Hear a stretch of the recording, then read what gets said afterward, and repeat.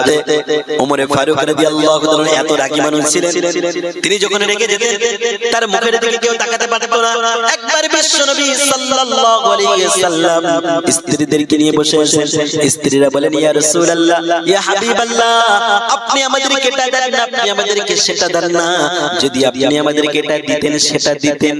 এমন ভাবে স্ত্রী আল্লাহর নবীর সাথে বলেন। আল্লাহর নবী কিছুই বলেন না, কারণ নবীকে ধৈর্য দিয়েছেন কে? আল্লাহ দিয়েছেন। আল্লাহর নবী শুধু শুনতেছেন, কোনো কথা বলেন না। হঠাৎ করে বিশ্ব নবীর দরজার সামনে এসে হযরত ওমর বললেন আসসালামু আলাইকা ইয়া রাসূলুল্লাহ।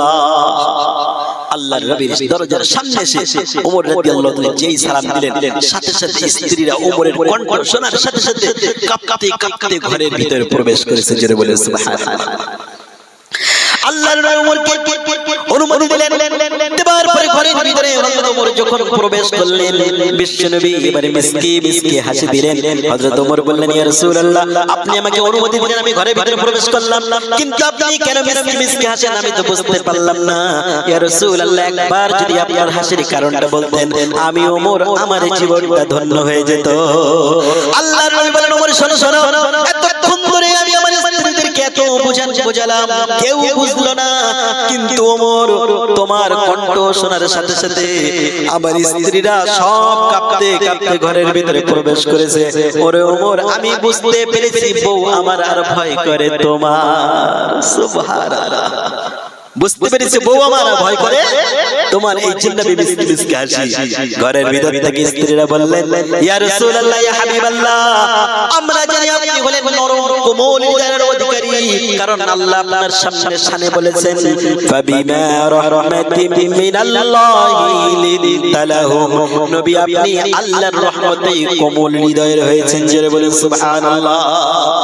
নবী কার রহমতে কোমল হৃদয় হয়েছেন? আল্লাহ। কেন?